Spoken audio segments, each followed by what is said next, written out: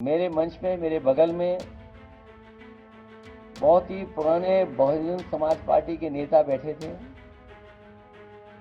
और जिस समय मुझे सूचना मिली कि सपा बसपा का गठबंधन तोड़ दिया गया है या सपा बसपा का गठबंधन आगे नहीं रहेगा, तो सबसे पहले मैंने उन्हीं से पूछा। मुझे अभी भी याद है, मेरी बाईं तरफ बैठे थे वो। मैंने कहा अब क्या करें और क्या करना चाहिए हम लोग को। उन्होंने कहा कि हमें भी ऐसे ही धोखा मिला था, आपको भी धोखा मिल गया। साल 2019 के लोकसभा चुनाव के बाद सपा बसपा का गठबंधन टूटने के क्या कारण थे, तब किसने किसका फोन नहीं उठाया था। अब 2019 की वो खिचड़ी कि किसने गठबंधन तोड़ा दोबारा पकनी शुरू हो गई है और इसमें अब आकाश आनंद भी कूद पड़े हैं।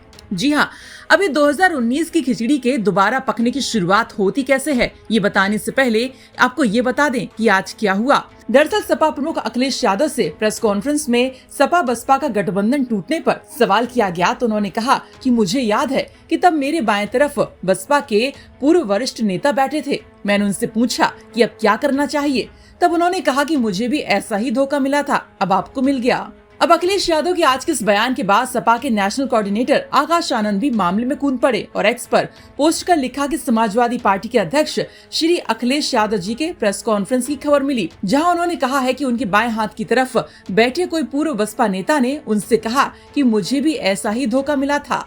अखिलेश जी, आपके साथ चमचे नेता बैठे होंगे और आपको सलाह है कि ऐसे चमचे नेताओं के बारे में मानवर साहिब श्री कांशीराम जी ने चमचा युग किताब लिखी है। इस किताब को पढ़िए और बहुजन समाज के चमचे नेताओं की सलाह पर फोन कब करना है, कब उठाना है, तय न करें। बल्कि दलितों के सच्चे हितैषी हैं तो बताइए, सुप्रीम कोर्ट के फैसले पर आपका क्या स्टैंड है? प्रमोशन में आरक्षण का बिल आप लोगों ने क्यों फाड़ा? तो आकाश आनंद ने कह डाला है कि आपके पास चमचे नेता बैठे होंगे और ऐसे चमचे नेताओं की सलाह पर ये तय ना करें कि फोन कब करना है, कब उठाना है। अभी 2019 का मसला अब क्यों उठ रहा है, ये भी आपको हम बता देते हैं। दरअसल मायावती ने एक बुकलेट जारी की जिसमें उन्होंने कहा कि 2019 लोकसभा चुनाव में बसपा की 10 और सपा की 5 सीटें आने के बाद अखिलेश यादव ने दुखी होकर बसपा प्रमुख और अन्य वरिष्ठ नेताओं का फोन उठाना बंद कर दिया था, जिसकी वजह से तब फिर पार्टी को अपने स्वाभिमान को बरकरार रखते हुए सपा से अलग होना पड़ा। इस पर अखिलेश यादव ने कहा कि हमने फोन किया लेकिन उठाया ही नहीं गया।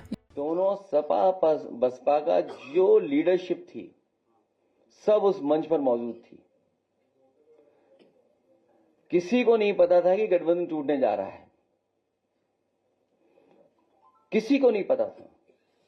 मैंने खुद फोन मिलाया था ये पूछने के लिए कि आखिरकार ये गठबंधन क्यों तोड़ा जा रहा है और जो सामने प्रेस मुझे मंच के नीचे मिलेगी उसको मैं जवाब क्या दूंगा। तो कभी कभी लोग अपनी बात को छिपाने के लिए भी इस तरह की बातें रखी जाती हैं।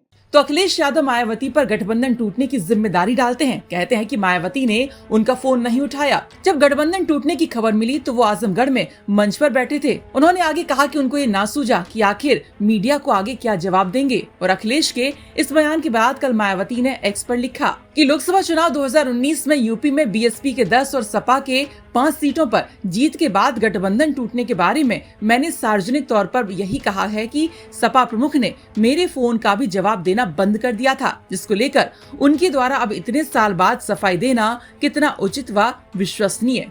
सोचने वाली बात। बहरहाल किसने किसका फोन नहीं उठाया था ये तो मायावती और अखिलेश यादव ही जानते हैं। ब्यूरो रिपोर्ट यूपी तक।